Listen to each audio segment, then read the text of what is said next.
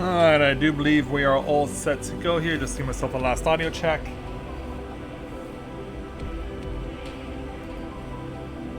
Because you can never be too careful with this game.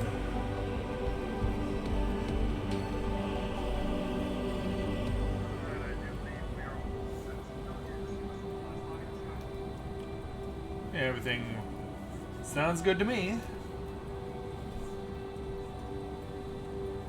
Yeah. Apologies for being a little late to the party this evening, but I wanted to get some other stuff done before I started streaming tonight. But now that it's all taken care of, we are all set to depart. And for those of you who were not here last night, things happened. A lot of things happened, and things happened very quickly.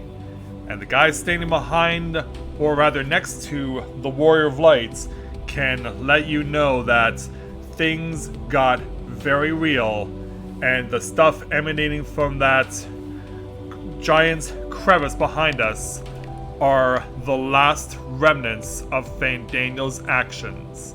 He left us way too soon, but he definitely left his mark. And so that brings us to where we are now. So, with that in mind, greetings people of the world, Matthias Griffin back with you for the continuation of Let's Play Final Fantasy XIV Endwalker live here on Twitch.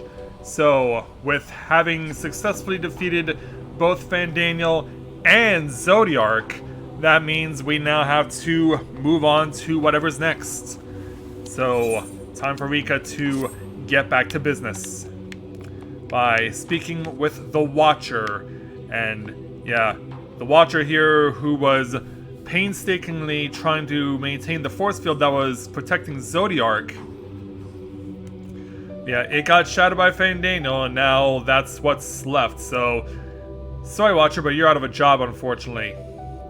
Let's go ahead and speak with them to take on our next main story quest, the first at level 84, entitled In Shadow's Wake. The Watcher would discuss grave matters with you. Before we speak at length, I believe a change of surrounds is in order. I have more than ill tidings to share, you see. I sensed others arriving not long ago. Though my communions with Heidelin have grown infrequent, I have learned enough from her to know these are your comrades. Oh, well that's good. And as luck would have it, they have already reached my abode. Come, let us join them. And I will meet you there.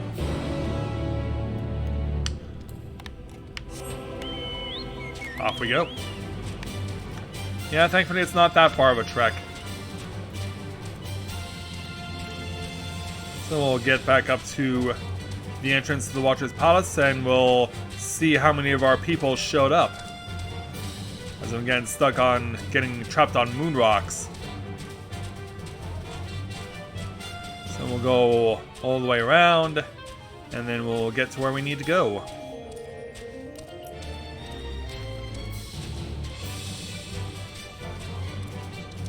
Yeah, it's more tranquil now, I guess, than compared to what it was, but still. So it is Orianger, as well as Thancred and Ishtola who have arrived, and it will be Ishtola who we speak to.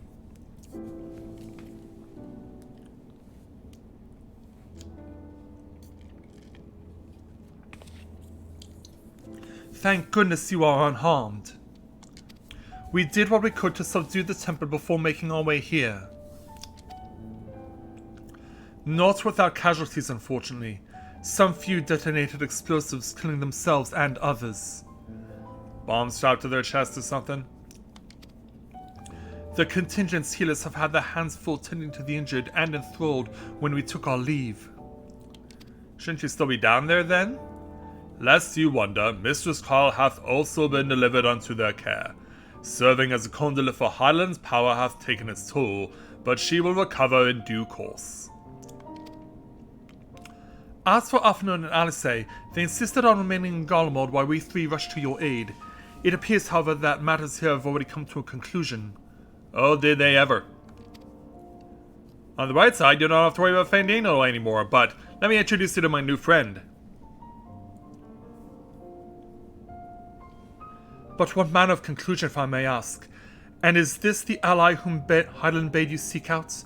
He is not unlike the shades of Amaroth. You're right, he's not. Yeah, not unlike, but perhaps not the same. I was created by Hydaelyn, together with this place. It has ever been my duty to keep vigil over Zodiac. Or rather, it was my duty.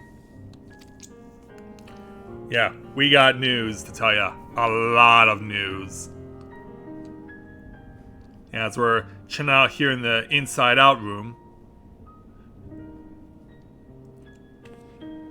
So after telling them everything that happened, then Zodiac is no more.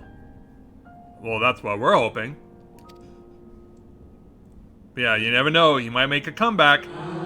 And not without consequence, I'm afraid.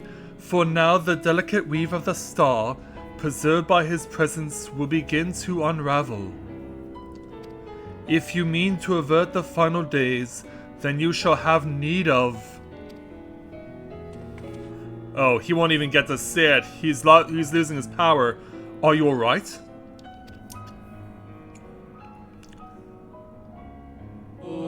My attempts to forestall Zodiac's release have all but exhausted my strength. If you might allow me to rest a short while, I will share with you all I can. Well, hopefully you're not about to die. Hey there, Elizabeth. Welcome to the stream. Glad to have you with us. Please do. You need not exert yourself on our account. These crystals contain records of your time here, yes? May we peruse them while we wait? By all means, if you would review them chronologically, might I suggest beginning with those on the upper floor? Alright then. I shall leave that to you, Rika, while I see what can be gleaned from the crystals on these lower levels.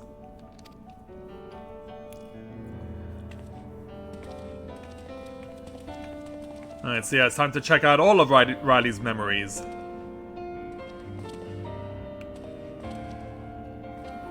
Yeah, I was sitting on the chair there, Watcher.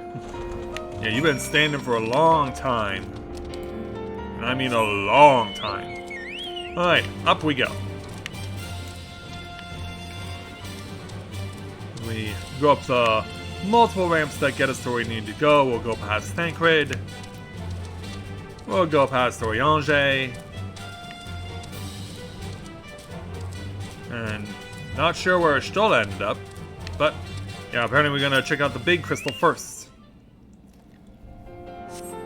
As you gaze into the crystal, ancient knowledge of Zodiac flows through your mind.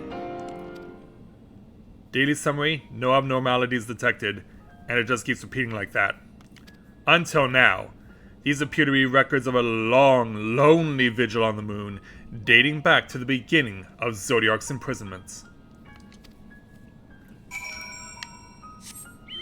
No wonder it's so big. Alright. Let's head on further down the inside-out tower. And let's look at one of these. As you gaze into the crystal, knowledge of past calamities flows through your mind. The records describe how, with each rejoining, Zodiac's thirst for freedom grew, as did his strain on the brands. Maintaining Zodiac's imprisonment appears to tax Hydaelyn greatly. No kidding. Yeah, this was well-established canon long before we showed up here.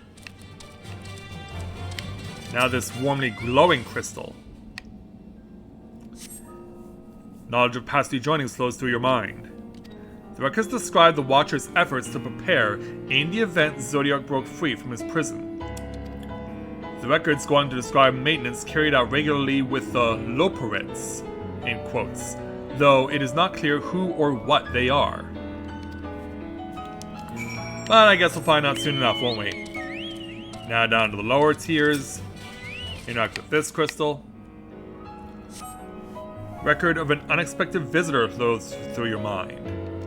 The records note the Watcher's musings when Elidibus is spotted on the moon, though clearly not for the first time. Yeah, cutscenes in post contents definitely showed that off. It is clear he and his brethren have a keen interest in freeing Zodiac from his prison, and yet they have made no attempt to destroy the brands. Perhaps they prefer he remain hidden from mortal eyes until the final rejoining.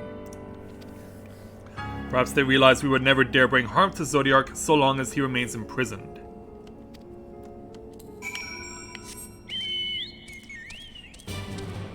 Oh, let's head on now down to the base of the tower and speak with the Stola. Did you learn anything of impulse? Quite a bit, actually. So it is as we suspected. Maintaining the brands requires a great deal of our energy and focus, and this cost has grown higher with every rejoining. That would explain why contact with her has become rather infrequent since the 7th Umbral Calamity. I too made a rather startling discovery. This heavenly body we know to be the moon was in fact created by Hydaelyn. Really? When the Watcher said he was created together with this place, I thought he only meant this facility. And so did I. Truly, Hydaelyn's powers are far beyond anything I could have imagined. It's also kind of a scary thought, too. So sometime later, as the Watcher chills out, and Ashton and I muse over what we're looking at, and the boys do the same. Oh, it's time.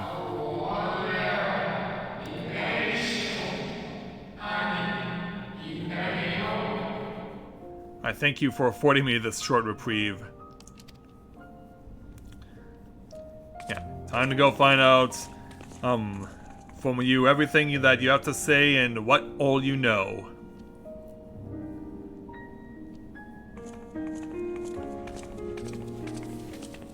So enlighten us then. It is we who should thank you. The records stored here are nothing short of extraordinary. There is much we could learn of Zodiac and his imprisonment, but perhaps you could offer us more focused guidance. Pray, tell us of the calamity that came before and comes now again.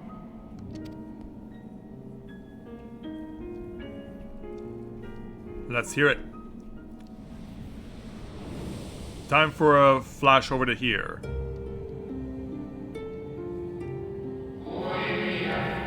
Long ago, before the Great Sundering, there was but a single world, Etheris.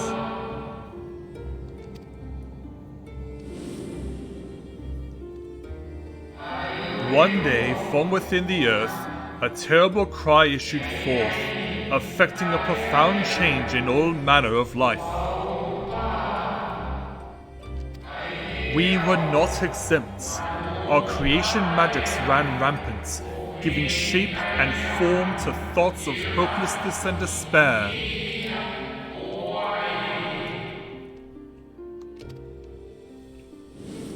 We got to witness in Amarat. At first, the phenomenon was limited to a single region, but quickly, so very quickly, it spread and engulfed the whole of the star. Were the ancients ever able to deduce its source? Yeah, I don't think they ever could have. They were not. However, the convocation struck upon a method to predict where the next corruption would manifest.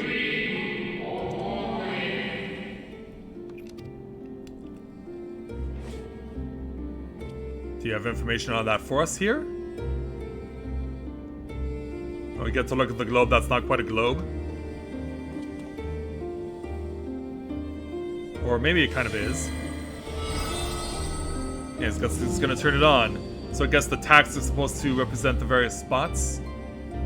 The etheric energies which flow through all of creation in the form of various currents.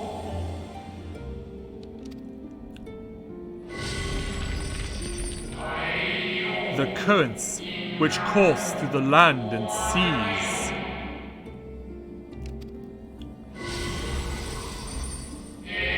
Those which flow through the very air, as well as and those of a celestial nature, which encompass both our star and this moon. Celestial currents. I cannot say I am familiar with the concept. Yeah, it would have definitely been before our time. Nor would I expect you to be. Few scholars of the time knew of their existence.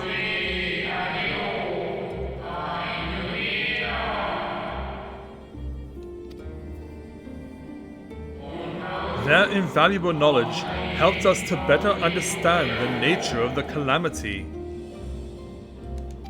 Hey Bubba, welcome to the stream, glad to have you with us. Like the terrestrial ones of earth and air, the celestial currents form a vast network, but the ethereal distribution is not consistent. The Convocation soon realized that the inciting incidents occurred in regions where the flow was weakest.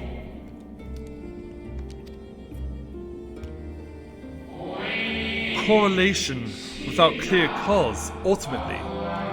Nevertheless, on closer study, a stagnancy of ether was observed in nearby currents.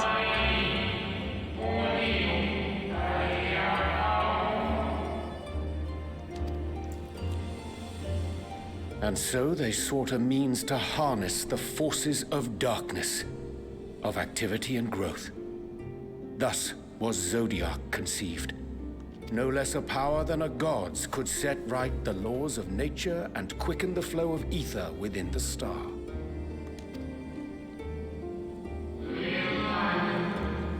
Precisely, with the advent of Zodiac, our end was averted.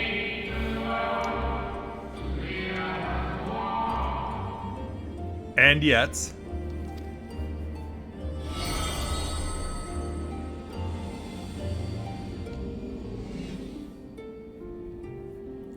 Emmett Selk claimed that those who summoned Hydaelyn did so because they saw Zodiac's power as a threat. Is that true? indeed, there was a faction opposed to Zodiac's creation, but their aim was never to unmake him. Well, that definitely changes things because all the people that Zodiac were representing, all they wanted was to destroy. They understood the continued preservation of the natural order was dependent on his very existence. Until we could identify and address the underlying cause of the final days, he would need remain, for his departure would set in motion those apocalyptic forces once more. Hydaelyn recognized this as well, and so, rather than destroy, she sundered Zodiac, herself, and the star into lesser reflections, that she might confine him in this place. Obviously, we need to know. Yeah, I could have sworn she beseeched me to banish the darkness, or. Yeah. Can you elaborate on this more? Perhaps she did, but as with all beings, intent is not always in accord with spoken word.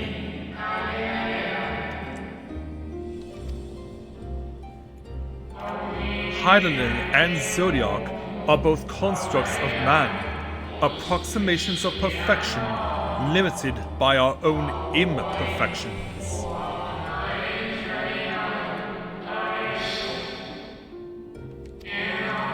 Zodiac was, without question, the more powerful of the two, having been born from the sacrifice of half of Aetheris's population.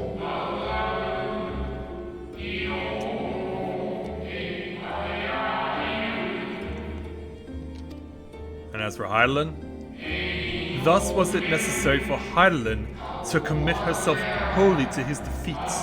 Still more effort was needed to confine him.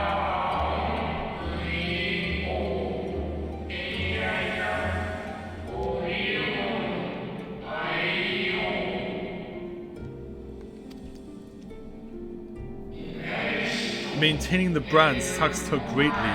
With what power she dared spare, she cried out to any who might listen, and offered her blessing to those who heeded her call.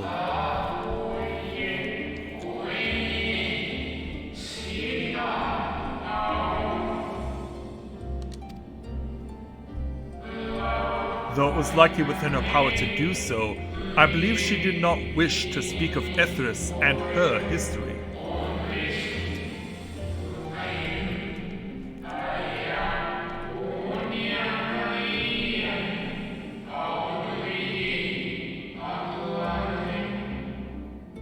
That's a lot to say in just a little amount of text.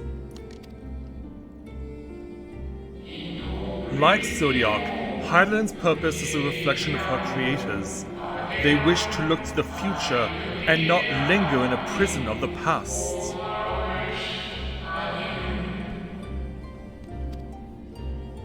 The Ascians set in motion 7 rejoinings before we came to oppose them. How many more worlds would have been lost had we not placed our faith in her? I'm gonna go out on a limb and say all of them. How many more souls living in the present would have been snuffed out for the sake of those long dead? Well, in light of recent events, I see no reason to doubt your words. He has been around for a long time. And even if Hydaelyn is not a god in truth, if Minfilia believed that we should trust in her plans, then I choose to do just that. But what's the catch? Which brings me to a rather important question. Let's suppose we try but fail to stop this second coming of the final days. Should the source fall, what will become of the other worlds? Yeah, the all important one. Can you even answer it?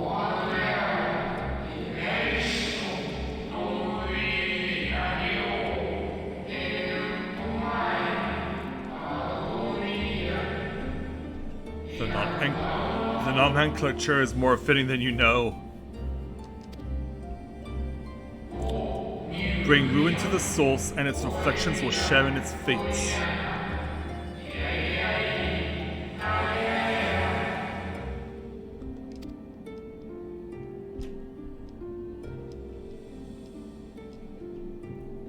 Yeah, it's pretty scary. Speaking of scary, yeah, we got Tremors. Oh, it is ready. What is?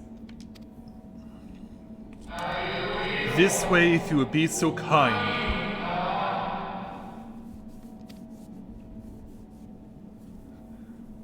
Where are you taking us?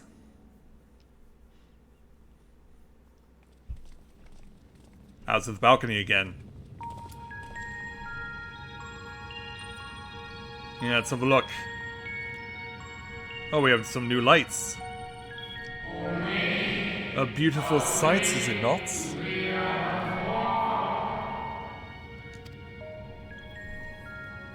Yes, but what is it? Yeah, what is it? Hydaelyn knew better than any that her power was not absolute. Indeed, she has ever struggled to hold Zodiac and his faithful at bay.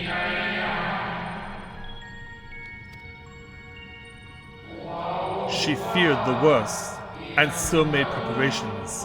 In the event of his demise, there would be a contingency.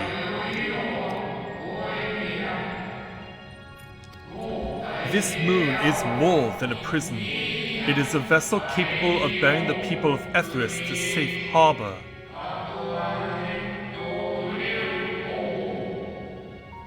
Yeah, the look of shock on my face says it all.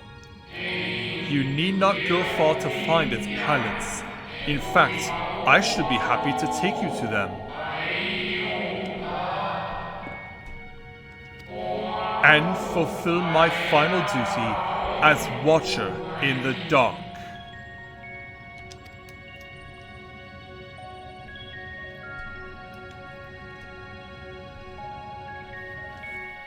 So yeah, what exists out there? We'll know after we take our 475,000 experience points, 1,170 gil, and our first level 84 weapon coffer.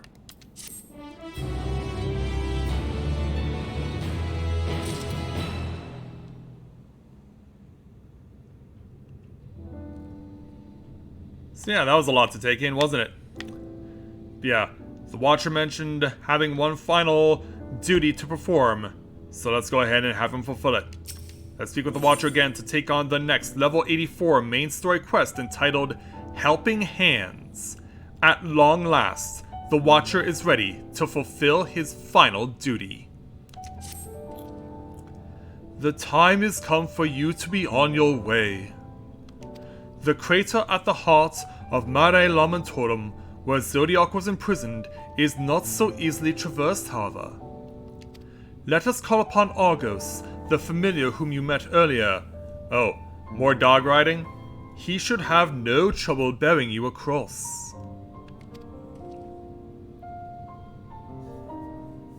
As Hydaelyn created me as the jailer, so too did she create Argos as the guard. It is his nature to appear when needed, and yet he is nowhere to be found. Strange. Mayhap the imbalancing of ether has affected him. Let us make for the crushing brand and attempt to call upon him there. You need but recall the path you walked with Argos before, and you will find your way.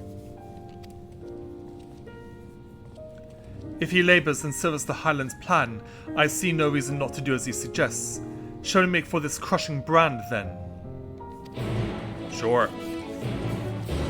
While we're doing that, though... The nearest current is that far away? Damn. Alright. Then away we go. Yeah. Let's go where Argos encouraged us to go. There's a fate in play, though. We'll want to try and avoid that.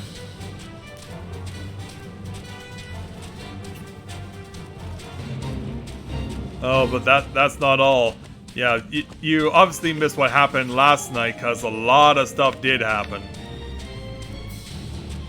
And it was not pretty. Now, where's our passage here? Here we are.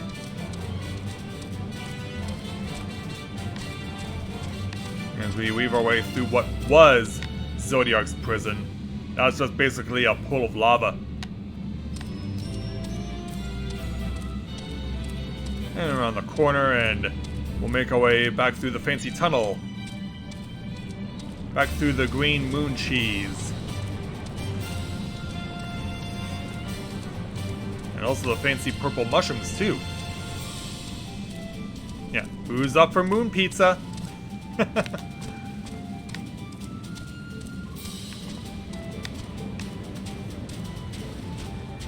Yeah, we gotta go all the way down to the far end of the crevice, and then we gotta turn and double back and go the other direction.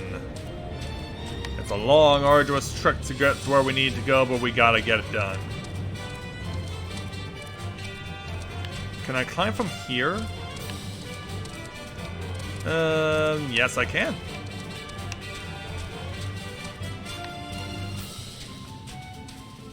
Alright, there is the Watcher with our allies from the Scions. Yeah, are we closer to getting Argos back? The place we seek is just ahead, at the Chlorophosgrot. You see, Argos cannot manifest without sufficient concentrations of ambient ether. You would be hard-pressed to find a greater confluence than inside this cavern. Follow me. Lead on. Go. Speaking of cavern, it's right over here.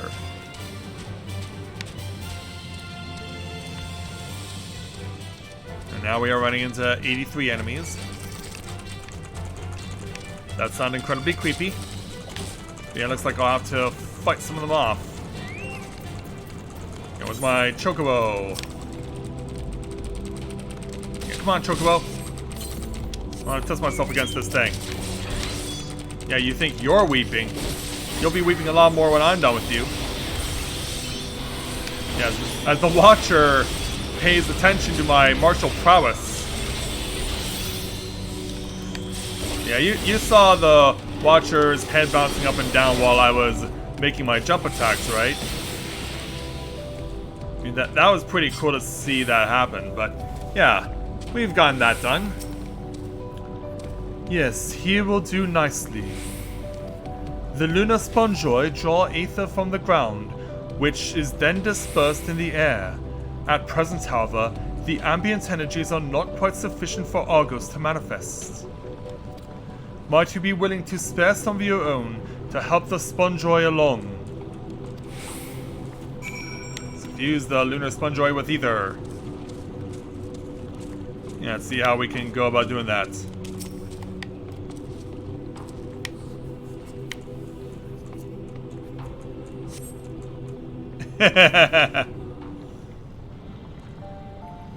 So let's look. Yeah, there's Argos. Yeah, there's our golden fleece dog. Argos manifests in a flash. He seems glad to see you again. Definitely not averse to cats, that's for sure. A most fascinating creation of Hydaelyn's, would you not agree?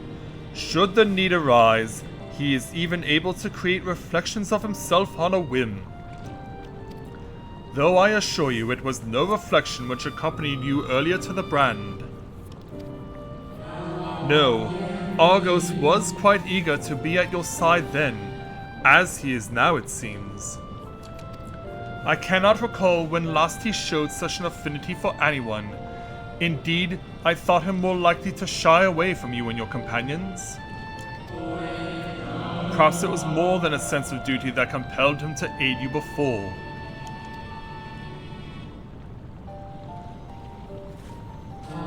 As for your companions... Oh, they get Argos of their own. Unexpected, but greatly appreciated. Yeah, let's pan over. I believe we are all ready. Then let us return outside that you may cross the chasm.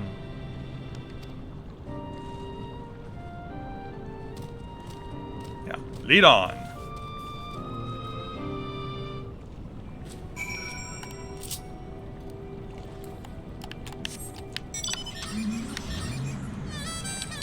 Alright, so yeah, it seems like we could just head on out through here, it seems. Unless we get jammed. Also, that's not an exit. Looks like we're going this way.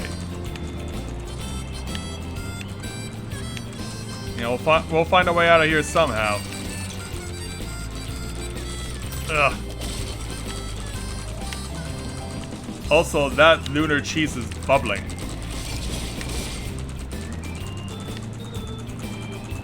I gotta find my way back out. Ah, there we are. There's the tunnel. Did we take the right tunnel, though?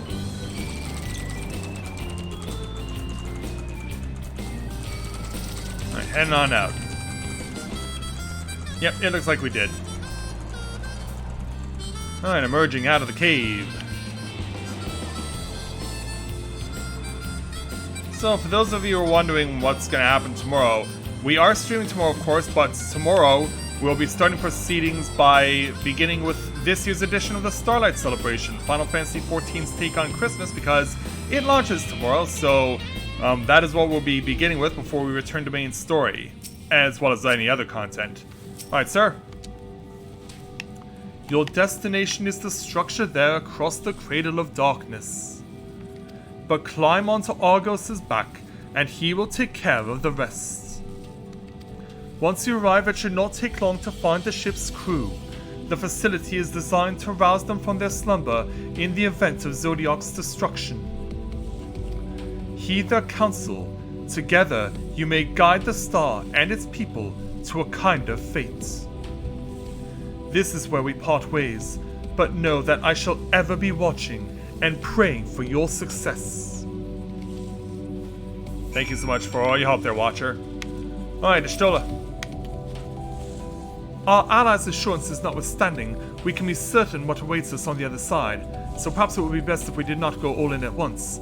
I propose the two of us cross first, while Thancred and Oriange wait here. Yeah. Ladies first. So, on we go! still an eye. A maleficator yet permeates from the crater. Remnants of Zodiac, most like. Yeah, let's not fall in. Whatever we do, let's not fall in. As we go past some creepy purple smoke, we can see something emerging in the crevice there as we discover a new location.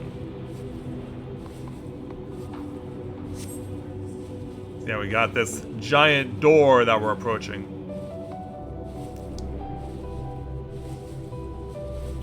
And now beginning our descent.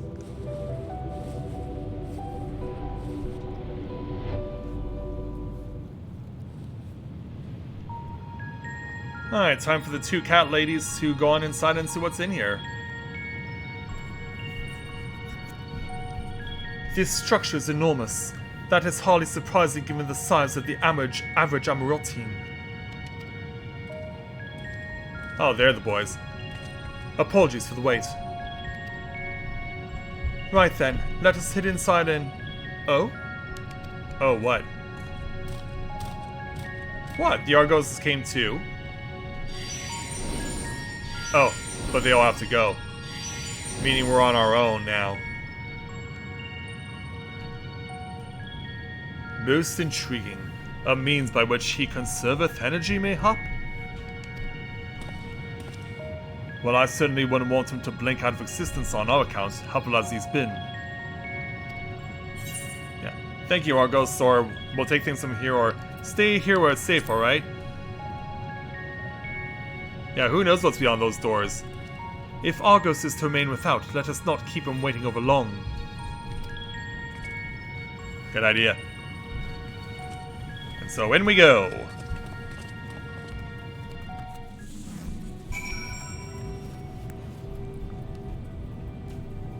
What lies beyond the doors? Let's go find out. And rough. Open the doors, and hello! Well, this is certainly unexpected. We have a giant facility in here. Yeah, let's have a look at this thing.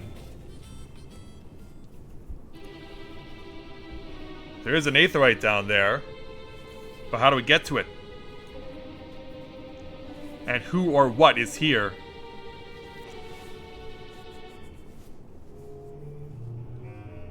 Our moonship pilot should be around here somewhere. Is that right? Let's hope so. But what's with the ominous music? Are they under attack? Are they hiding somewhere? Well, that appears to be powering up. And when it does... Yeah, this is unexpected. We have a little bunny. Yeah, they're no Vieira, that's for sure. But we do have fanfare for them, as they all come heading our way, jumping out of their stasis chambers or wherever the heck those things were. Yeah, they're probably all looking for us right now. There are so many of them. It's a literal warren of rabbits.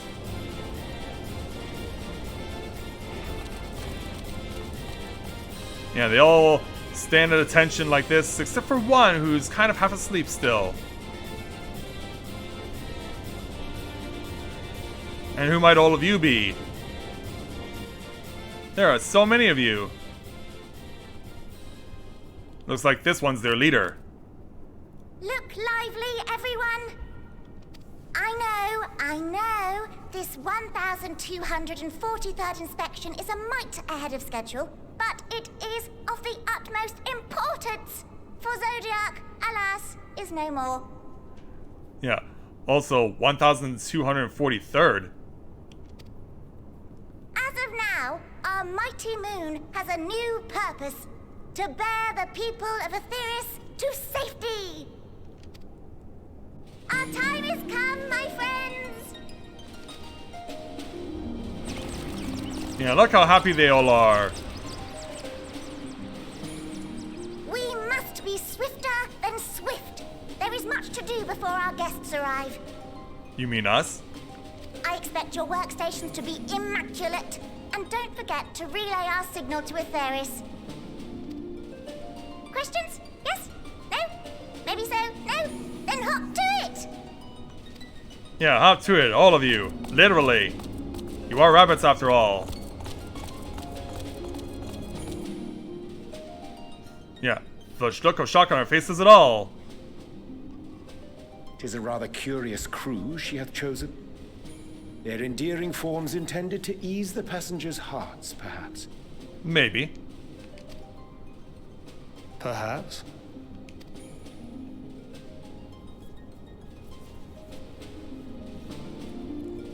Yeah, they're all over the place. So let's take our 435,200 experience points and 1,211 gil. Yeah, so as we look down at this massive, what we now know is a settlement, let's go ahead and speak with Thancred to take on the next level 84 main story quest entitled A Hairy Situation. Thancred's dumbfounded expression suggests he is still struggling to comprehend the spectacle he has just witnessed. They must be the Loporits mentioned in the Watcher's records. Not at all what I expected, but the Watcher did bid us heed their counsel. I assume the one who gave that rousing speech was their leader, though we might have to ask about in order to track them down. Come on then, let us be about it. As we get a orchestral remake of the Final Fantasy IV Town Song being played. They can only be played for so long because we gotta drive down and get to where we need to be. Oh, you think so, Bubba? Well, before we speak with anyone, shall we attune to the Aetheryte first?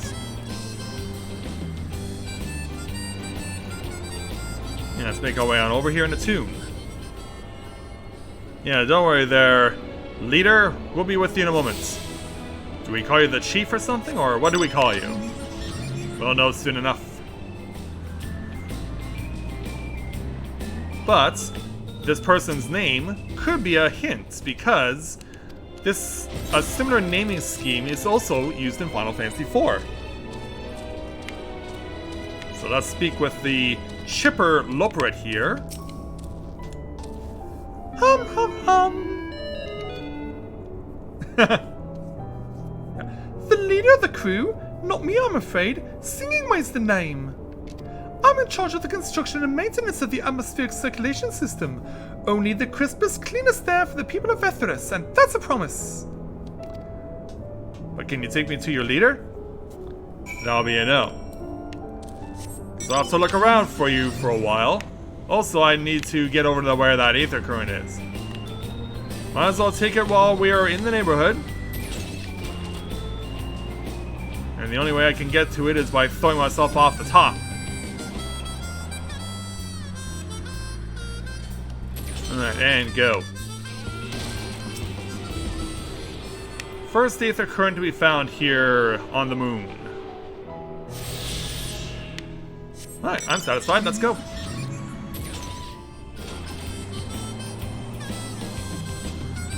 Yeah, let's find the way to whoever is running the show.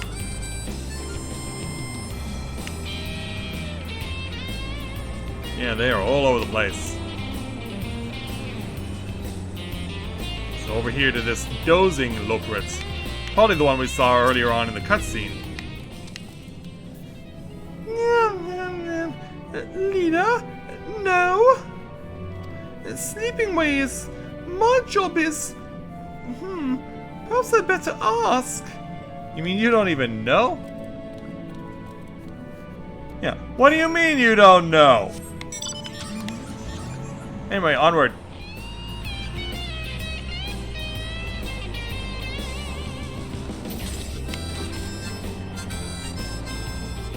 Now to the opposite side.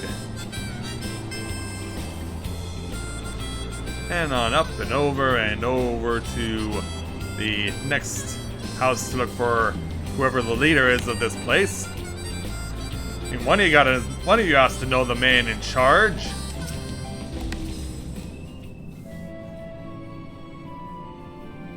Hello there. Can you help us? What? How in the... Yeah, we found you. When did you get here? Who let you in? Why wasn't I told? Take me to your leader, or were you the one giving orders earlier, or just sing along? Yeah, were you the one giving orders earlier?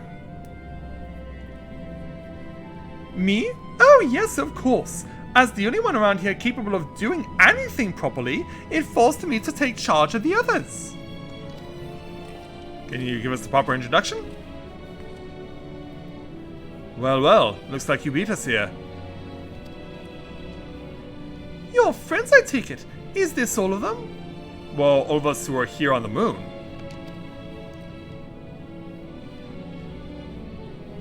Hello there. A group comprised entirely of children? What must their parents be thinking? I guess because you've been around for so long, you're probably a lot older than us, even though you're a lot more cuter. This isn't a nursery after all. Though perhaps we should build one. Or did we build one already? No matter. You needn't worry your pretty little heads. All will be well, I promise. But goodness me, we shouldn't be standing around gawping. I must take you to meet the others. Alright then. Can't you at least tell us your name? If you run along back towards the entrance, you'll find a path that leads to the central platform on the upper floor. There is no wrong way to reach it, but it's the large glowing ball at the center if you should find yourselves lost. I shall gather the others and meet you there. And away it goes. Well then, back to the upper floor it is. Seems like we're in the midst of a wild goose chase here. Or in this case, a wild loperate chase. Go. So yeah, it is above us, but very much above us. So we got to head on up here, and then we'll have to start driving uphill again.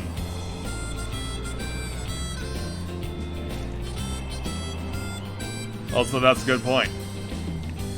Given how big the ancients are in this game, given how tall they are. Right around the corner. Of course, we can't get there from here. We gotta go around and get there another way. And so that's exactly what we will do. Although, I really must apologize for all the dust I'm shooting up here. Yeah. I guess these loperates have been asleep for so long that no one's bothered to dust the place.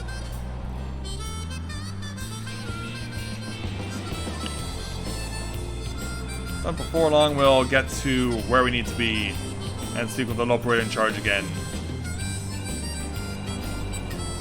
Yeah, here you are. Yeah, sorry, coming in.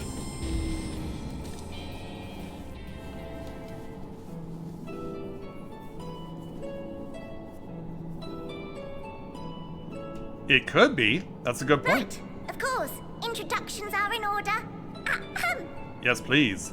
My name is Livingway, and we are the Loperates, created for the express purpose of commanding this ship and bearing the people of Aetheris to a brave new world. More specifically, I am the one whom she charged with the execution of her most vital plans. You might say I'm her right paw. That's a good point. Livingway's the name. Map reader and navigator of the heavens.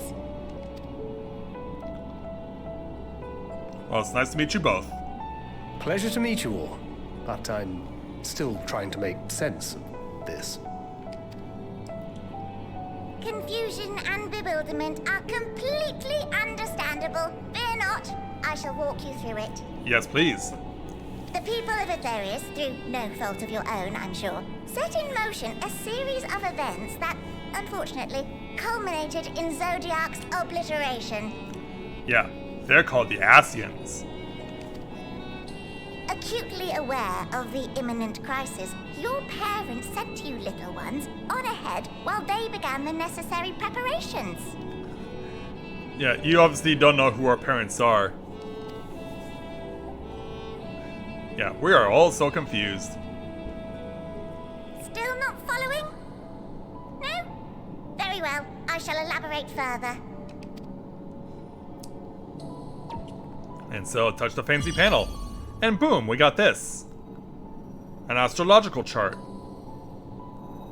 Or astronomical chart, rather. Here, we have Atheris, your home, and the moon, where we are now. Without Zodiac around to keep things lively, so to speak, the celestial currents of the star have doubtless begun to degrade. A calamity of apocalyptic proportions will be visited upon Atheris, bringing an end to all life. Ugh. Yeah. 100% obliteration. Not good. So too hath the Watcher claimed. By thine unperturbed countenance, I gather this eventuality was anticipated. The doom and gloom. Oh yes, quite expected. So what do we do about it?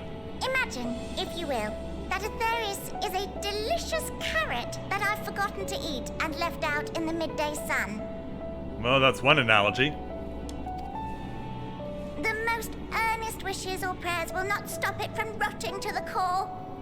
So sadly, there's nothing to be done but to abandon said carrot, Atheris, in case the metaphor is lost on you, to its grisly fate. And this moon will serve as the vessel to deliver us to a new home. Wherever that may be. Just so! We will gather up as many people, supplies, and resources as our stores will hold. And then, once everyone is aboard, it's off to another star. But isn't there a way to prevent this? Easier said than done, admittedly. For one does not simply hop from star to star on a whim.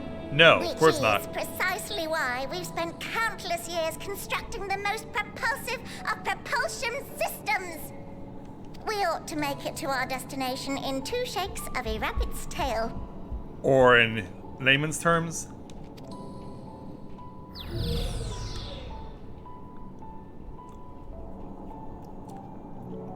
Impressive technology. I dare say it is beyond anything we have ever seen. No need to shower us with praise. All we've done is faithfully carry out the instructions left to us by Hydaelyn. Back in the old days, when she was still just Venar, she was dedicated to the study of the world and its inner workings. Yeah, we've heard that name before. And the Watcher, the real one, not the simulacrum you met, was one of her fellow researchers. Oh, is that so? We and this wondrous vessel masquerading as a moon are products of their knowledge and know-how. There's certainly more to you all than meets the eye. Might I ask where exactly you intend to take us? Yeah. We identified a few promising candidates for resettlement some time ago, but we cannot guarantee that they are fit for habitation. Well, that's not good. Moreover, the ship can only travel in short bursts. We intend to go down our list, hopping from star to star, until we find one suitable for resettlement.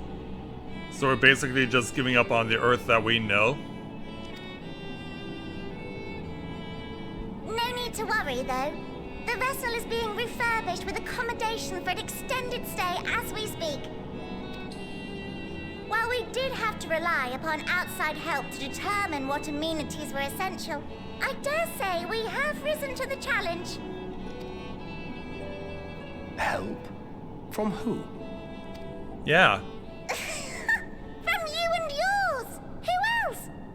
Each time we woke to perform regularly scheduled maintenance, we were greeted by the resources you sent us. What better way to learn about preferences and proclivities of our present-day charges?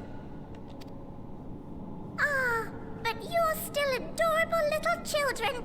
Perhaps your elders were responsible for the deliveries. I'm not sure what led you to conclude otherwise, but I can assure you that we are all grown men and women. Relatively speaking. And I very much doubt my elders know this place exists, much less how to send you so much as a starlight missive. Speaking of which... What? Then who in blazes let you on my moon? Oh, let's tell you. It's a very long and complicated story that started all the way back in 2010. Herself led you here. You don't say. Well, that's really not children. Then why are you so small and stunted? Like little baby carrot people. You're one to talk. Well, Amarotims were a great deal taller. In the present day, persons of such prodigious size are exceedingly rare. Yeah, they're known as Rogadins. So, you're saying everyone's not like the Watcher? Nope. Yeah, you'll have to make record of that. Confound it all! Someone could have at least scribbled a note about your profound miniaturization. That tome in thy possession. Yeah, can you tell us about it? Oh, this? One of the first books sent to us. A compendium of the people of Aetheris, with a few blank pages at the back for minor corrections and updates as needed. The sum total of our knowledge of your kind is contained in these pages. I guess you need to make more notes. I thought it was abridged and made small for our benefit, but this isn't a regular-sized book, is it? Well, shouldn't you know?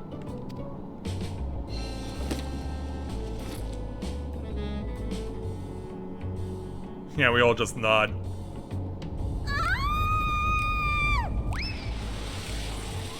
All of a sudden you're in a panic? Why? Yeah, I guess you need to learn a lot more about us. Wait, can you hear me? Yes, we're all very busy. Change of plans. I need you to rebuild the domiciles at 1/3 the scale. All of them. Yes, all of them, and but me no buts. See to it with all speed. Well, why not just leave them as they are? You can modify them to accommodate more people. Perhaps you could tell us a bit more about your terrestrial collaborators. Yes, in due time. But first, I'd like to hear more about you, if it's all the same. I'd rather not risk any other complications due to outdated knowledge of our passengers-to-be. Do we at least get to skip the cutscene first, or end the cutscene first? Yeah, I think we are. So we'll take our 475,200 experience points, 1,005 gil, plus a level 84 chess piece.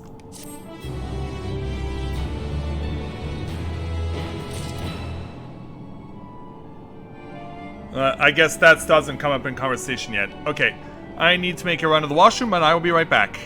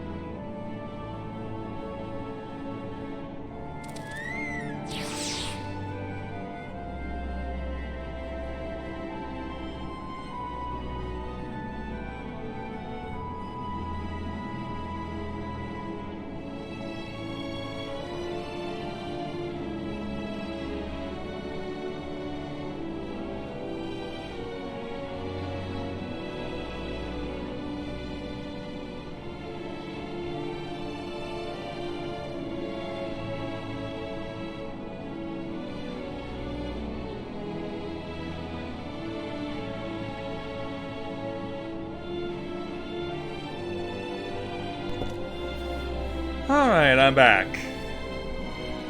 Yeah, got everything out of my system, so it is time for us now to continue to move on and speak with these Loporets.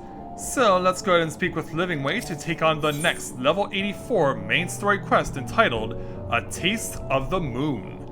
With the final days fast approaching, Living Way is keen to complete her preparations. Right then, now that you're here, we need you to teach us all you can about you people, and quickly. It won't be long before the final days are upon us in all their terrible grandeur, so it is imperative that we be prepared to receive our passengers to be. If there's anything at all that may displease them, it must be addressed post-haste. And address it we shall. Here at Bestway's Borough, we have assembled everything required to offer our guests the best way forward. We have produced myriad amenities we understand to be essential for day-to-day living, and I wish to hear your opinions on them.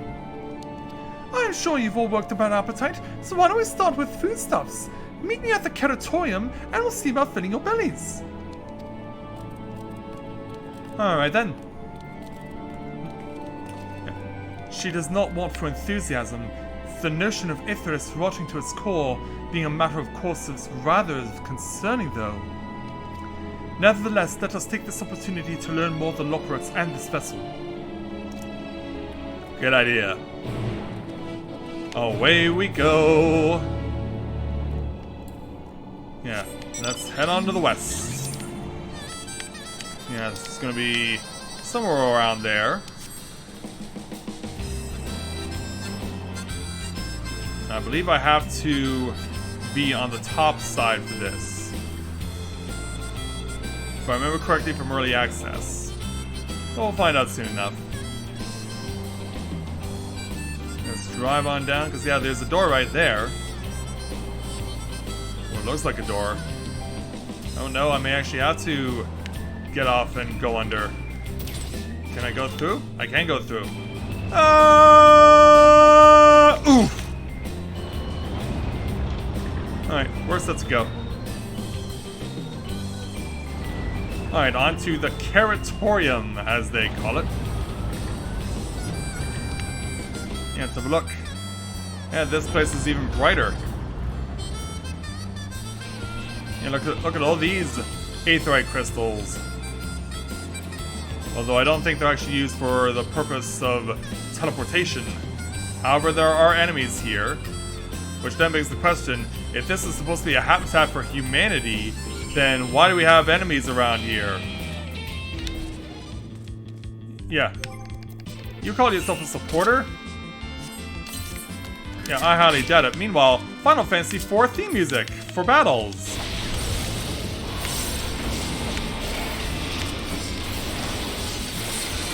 Take that.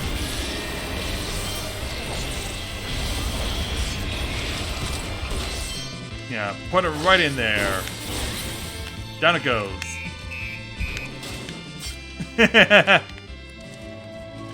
Alright, we succeeded. Back to Living Way. Welcome to the Keratorium. Here we create prototypes of the various sundries required by our soon-to-be passengers. Allow me to introduce the head of foodstuff production. Cooking Way, pleasure to meet you all. Our work has no small amounts of trial and error, but after many, many cycles of painstaking labor, I dare say we've created the finest cuisine our guests could ask for. I've learned all about the essential nutrients for a healthy and balanced diet from the reference materials we received. Why, I practically won the words from these invaluable pages. Naturally, we've also considered ease of growth and production. We will not want for ingredients. I must insist you try some. We have fresh stock recently prepared on account of, well, just because we woke up and we're all quite famished. Hop along the platforms here and you'll find a storage unit full to bursting with delectable delights. Help yourself to anything you like. Alright then. And so, away we go.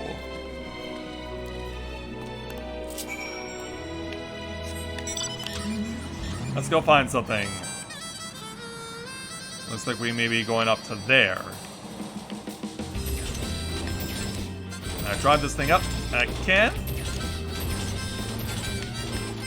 It's absolutely silly, but it does work. So also, I guess we're looking lower down, or okay, it's probably above me.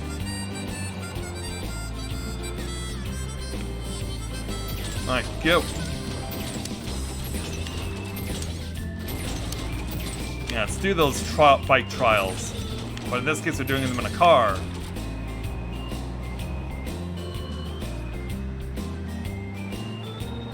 Well, with all the Final Fantasy IV references going on, I'm surprised you are reacting that way. So, storage crate. Yeah. And yeah, we got a lot of carrots here. You open the storage unit and find a rainbow-colored assortment of carrots. Which one will you choose? The unassuming orange, the peculiar-looking blue, the vibrant yellow, the ominous crimson, or take a moment to reconsider? Yeah, it's too bad we don't have a pink carrot for Rika's pink hair. Yeah, that would have been cool. Let's go with the vibrant yellow. While it has no peculiar smell to speak of, the yellow variant is unusually light and springy. These qualities, together with its excessive length and girth, would lead anyone to question whether it is indeed a carrot. Are you saying you wish to eat this carrot? Yeah. Let's have a snack. On second thought, you expect to simply take an obscenely large carrot for now. Due to its bizarre qualities, it would be prudent to ask Cooking Way whether it is safe to eat first.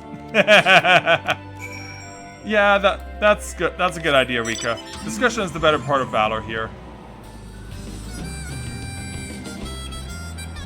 So, around the corner then. Find another Aether Current. And attune to it.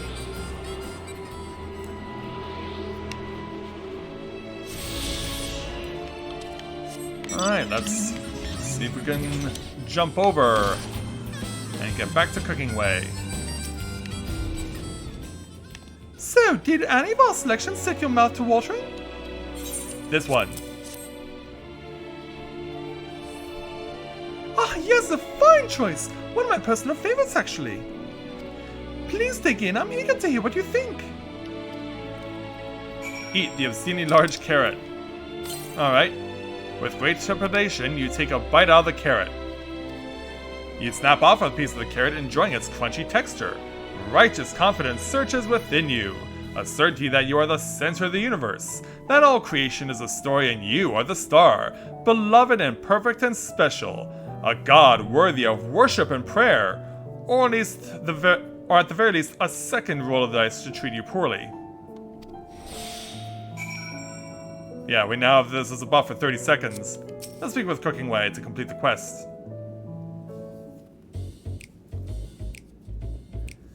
What do you think? Unlike anything you've ever tasted, yes? You got that right. The lucky carrot is, well, to be honest, we're not quite sure how it was first made. A happy accident, you might say, but as the name suggests, after eating one, you'll feel blessed with good fortune.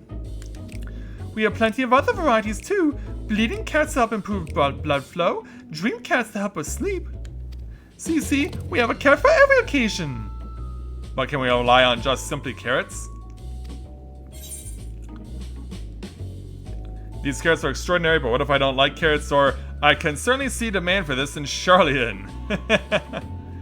Yeah, but what if there are people who don't like carrots?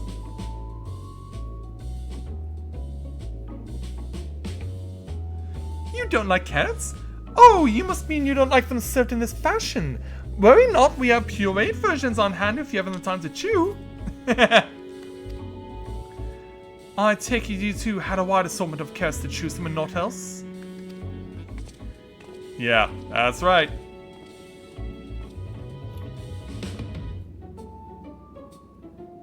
If I may ask, what exactly did these collaborators share with you about cuisine on Ethris?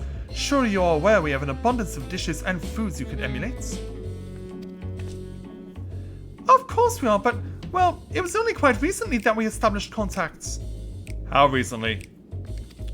Even holding a conversation was a struggle at first, so imagine our surprise when they sent a mountain of books and documents with no clear instructions. The sheer amount of information was overwhelming.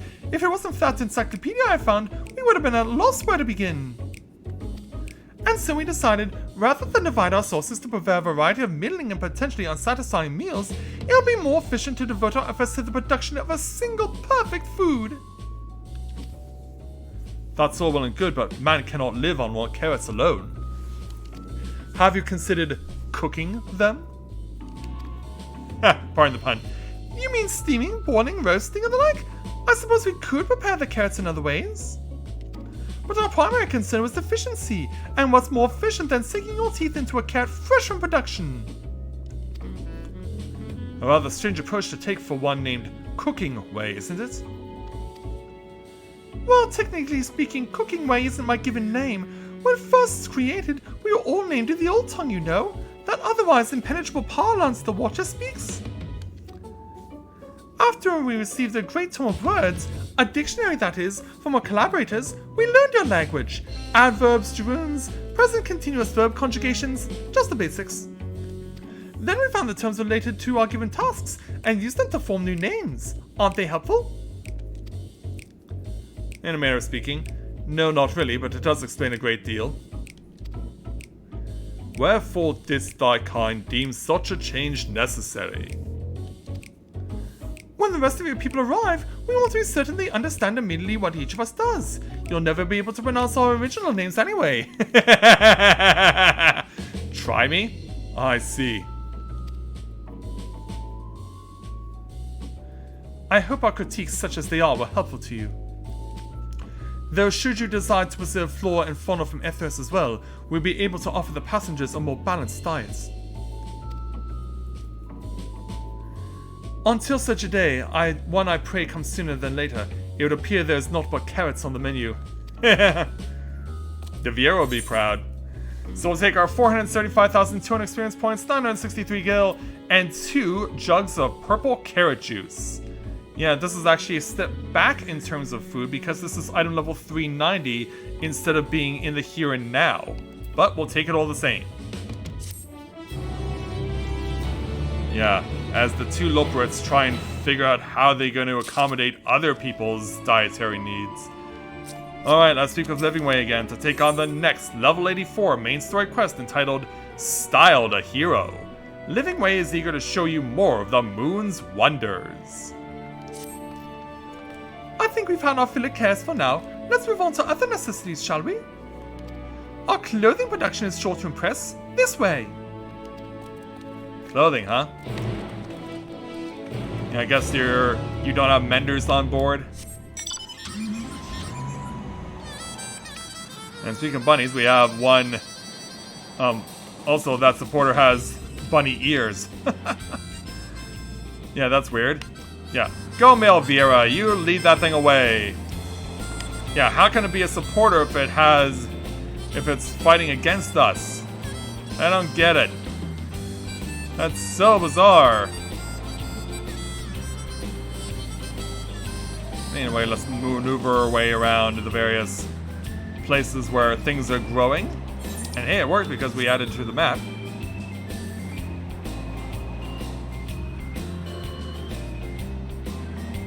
Alright, here we are. And over to Living Way. Here we are, the apparel production station.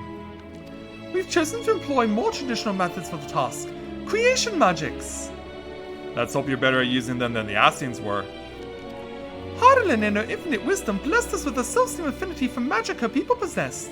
We have other amazing talents, of course, and I know you're dying to hear about them, but I will regale you with the details another time. That said, we did run into a spot of trouble at first. Our magic alone was not sufficient to see our work done. In the end, we discovered crystallized ether was a wonderful catalyst that could provide us with the extra vis we needed. My, how resourceful. Ah, the sweet sound of recognition. You will also be impressed to hear we've read all about your habit of changing attire to match your chosen profession. For the sake of efficiency, I presume. This has also been taken into account with our designs. But why take my word for it when you can simply try on our clothes? Hopefully they'll fit. Because yeah, if they're meant for people of your size, I mean, I could see Lalafels fitting into them, but not the rest of us. Make yourselves known to the workers and they will see to the rest.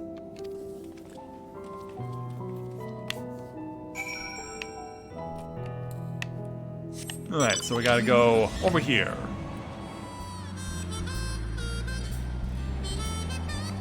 Great, now my foot's itchy. Bad time for that to happen. Our person of interest is up there, but we need to climb up to get to the little loperits. I'm just gonna jump this time normally. Yeah, that's way easier. Alright, let's get over to this rest of this loperit. Oh, it is you! One of the visitors of Methodist! Goodness me, Mapping Way wasn't kidding. You really are smaller than the Watcher. Oh, you're right. You're here to try on a set of clothes, yes? Indeed we are. What do you have me fashion for you today? Let's find out as we welcome Arizal to the stream. Glad to have you with us here, Arizal. An outfit that embodies my bloodlust. Something simple yet functionable. It's not functionable. Something simple yet functional, or an fashionable and refined ensemble. Well, this is Rika we're talking about. She looks good in anything. Fashionable, right. Got something in mind? This will only take a moment.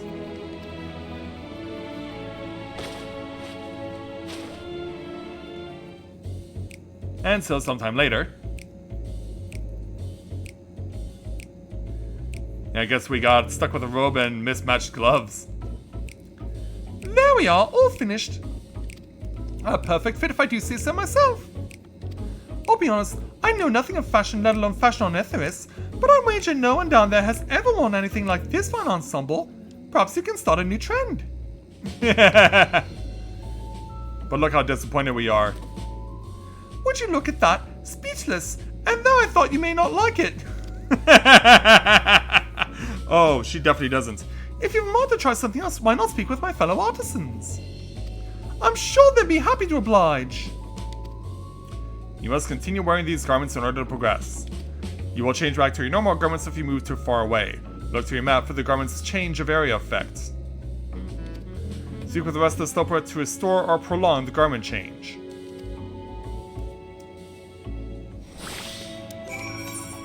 And I guess I gotta put my weapon away while I'm wearing this. And make our way over there. Yeah, you can see we have a pink ring.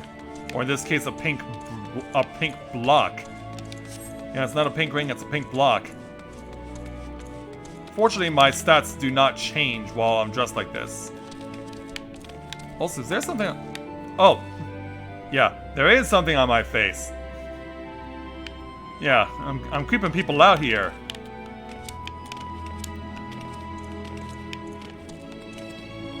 Well, let's head on over to the Jubilant Loperit, and also, yeah, this male Vera found the exact same thing and just got himself a new look.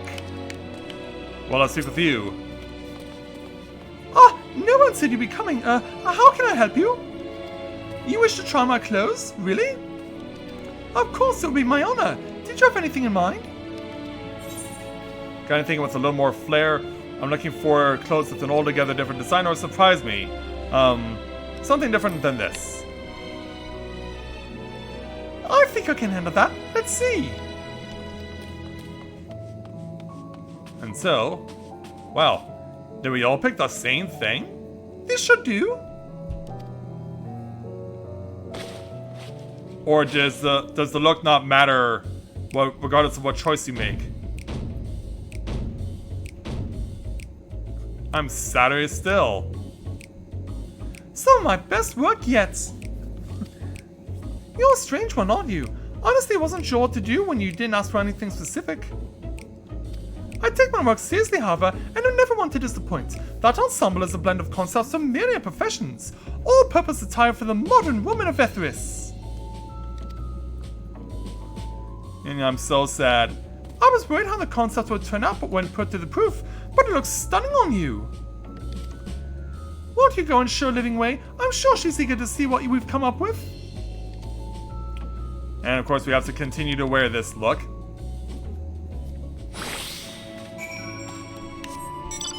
Yeah, we're also still wearing the creepy mask.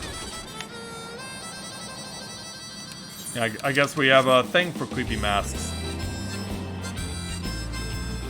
Yeah, we don't want to get ourselves in combat unnecessarily.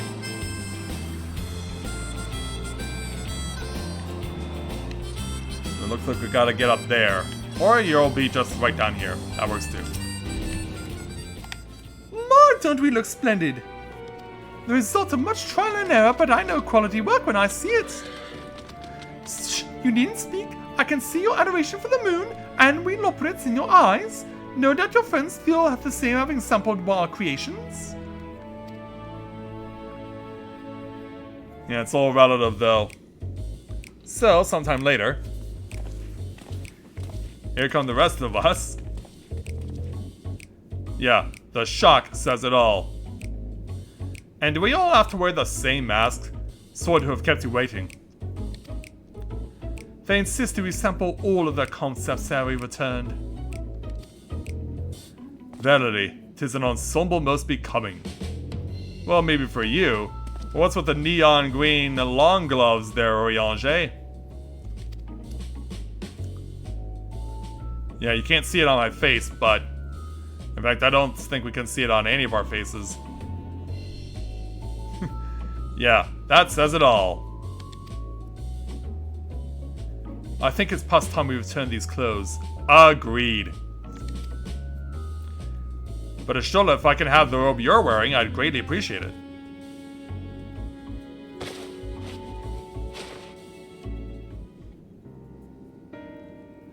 I was so confident our garments would meet with your approval. Whatever are we doing wrong? The Watcher taught us that in his time, everyone wore the same robes. To do otherwise was against social etiquette. We thought we could appeal to modern taste by tailoring the robes to specific professions, but... Yeah, sorry to disappoint, but this is how we roll these days.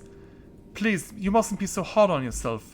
Should we resort to evacuating the people of Ethris, they will certainly have need of your attire. 'Tis clear you spend no effort in addressing our needs, but you must understand that we are not quite so homogeneous. Or homogeneous, rather. Speaking for myself, what I wear now better suits my tastes, even if it is of inferior make. But there are others whose choices may be influenced by traditions or personal experience. Rather than make assumptions for the whole, you must consider the individual and their potential preferences. I fear we've underestimated the complexity and diversity of your people. Even if we memorized every tome we received, I doubt we'd have fared much better. Maybe we're doing you a disservice trying to show you with our bubbles and frippery, thinking it was for your benefit when you'd be better off on your own. There are some who might agree. People who prefer to keep others at arm's length, even when they know they shouldn't. As one such former fool, I'd like to ask you a question. This plan to evacuate and escape the final days, did it account for the reflections of the source as well? It didn't? Not that I'm aware of. We are born of Hydaelyn's love for Ethris, and the salvation of the people on that star, and that star alone has ever been our aim. Surely it's better to devote ourselves to saving one world than to divide our efforts across 14 members, failing them all. One-track mind, huh? I suppose you're right. Livingway, might we have leave to explore Best Way Burrows unattended? You've given us much to think about. Why, certainly! Until later, then. Yeah, let's be on our way. If I may, I should have liked to accompany Vila a while longer. Really?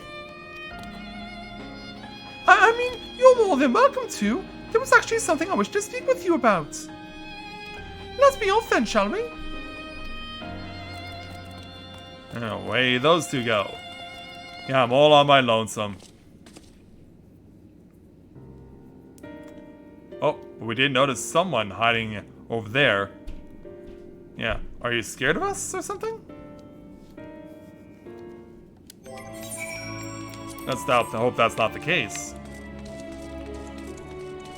Yeah, hello there, little one. My apologies, I wasn't trying to spy or anything. Everyone's been talking about the visitors come from Ithras, and I wanted to see what all the fuss was about. I was excited first, but now I'm worried. What if the people of Etheris refuse to come? What if we can't save them? It's clear we've made a mess of things. Oh, but wait, you still haven't visited the domiciles. Once you see them, you'll understand how wonderful the moon truly is, I'm sure of it. I'll be waiting for you by the teleporter near the entrance. Oh, and the name's Growing Way, by the way. See you soon. Alright, so we gotta go all the way back to the Aetherites. So, let's make our way back over there.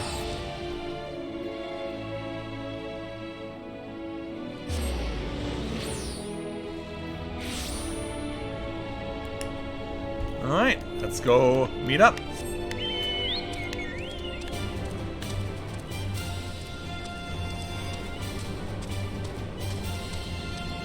So yeah, Growing Way, I assume you are about growing plants and vegetables, but wouldn't that have been Cooking Way's job? You're here! You're really here! Thank you so much, sorry, what should I call you? This is what you can call me. Rika Sasaki, eh? Crikey, even your names are amazing! Well, Rika, we'll be using this teleporter to enter the residential area. Whenever you're ready. Proceed to the residential area? Yes.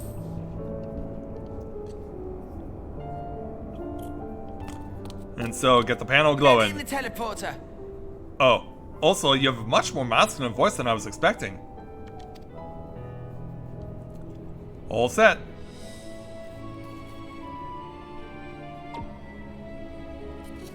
Do your thing and whisk us away. Oh, you're not coming along?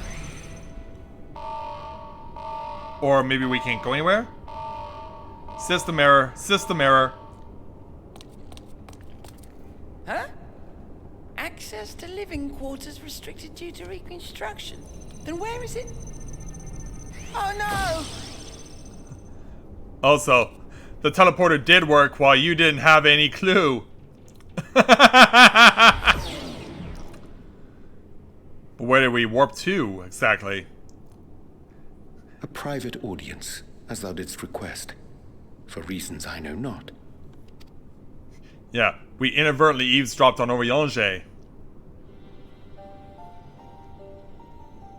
Just a precaution. I'd rather I didn't have to ask the question at all, but I take my responsibilities very, very seriously. Do you and your friends, by any chance, find our accommodation wanting? Be honest, brutally even. 'Twould be ungracious of me to belittle the efforts of thee and thine. Lovely sentiment, really. But the disappointment is writ plain on your comrades' faces. It's all the more frustrating since no one will come out and say what they find wanting. Well, you're not gonna get a unanimous response. If there are faults in our work, we need to know. We can, we will do better. But time is not on our side. The final days will wait for no one. If your people are to be saved, we must take quick and decisive action. This vessel must serve as a home for as many passengers as possible, for far longer than we may like. Which brings me to my request. Our collaborators on Etheris are doing what they can to prepare for the voyage. Would you be willing to go and lend them a hand? Having seen the moon for yourself, you could speak to its many splendors, learn what else they might require, and assuage whatever concerns they have. Wherefore wouldst thou entrust me with such a task? How to put it? You're the only one who appears not to be wholly unsatisfied with our work. I guess he's more grateful than most. Oh, quite good at pretending that's the case, at least. Calm, collected, tactful to a fault. Very particular with your words, too. Yeah, he certainly has that kind of way with those words. You understand that, in the face of great danger, one cannot pursue perfection at the expense of practicality. that difficult choices must often be made for the greater good.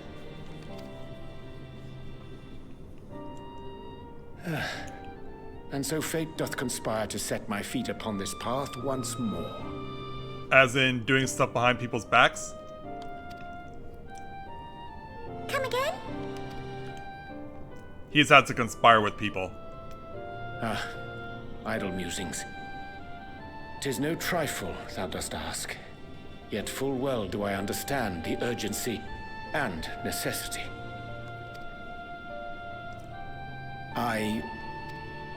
Oh, dear me! Dear me! I was terribly sorry for the mix-up. Oh jeez. Calm down, kiddo. It's a bit of a malfunction. I hadn't realized the residential quarters were inaccessible, you see. Think But nothing you're of still it. in one piece. So, all's well that ends well, yes? Won't happen again. I promise. Yeah, try and put on a brave face. Meanwhile, the Loperets lead Oriange onto who knows where.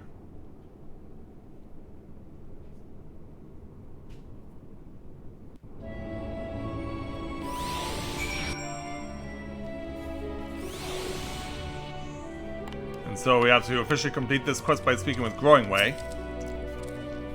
Gosh, that was embarrassing. I promise to be more careful from now on. Since the residential quarters are closed for now, I rerouted the teleporter to allow travel between floors instead. Hopefully it proves useful in the meantime. A shame you couldn't see it though. You really would have liked it.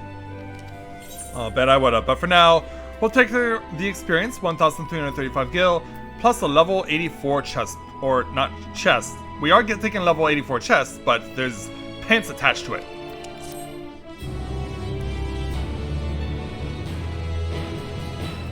You can now travel between the upper and lower floors of Bestway's Burrow via the teleporter. But sometimes that's just too easy. We'll do what we can though, and try and remember where exactly they all are.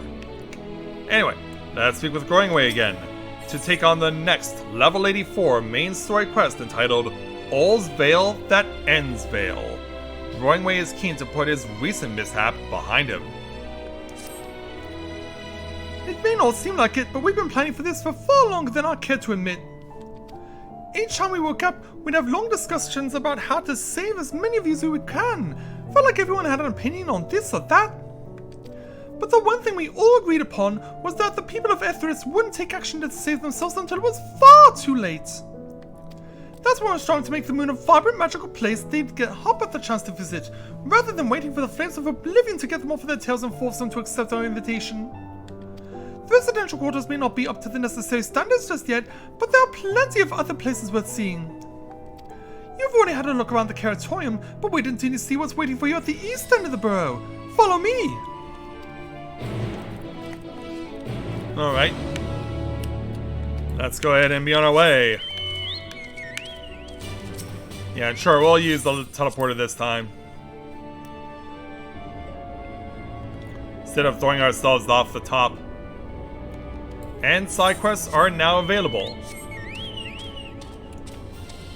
So we'll definitely be making a point of taking a look at some of those next time.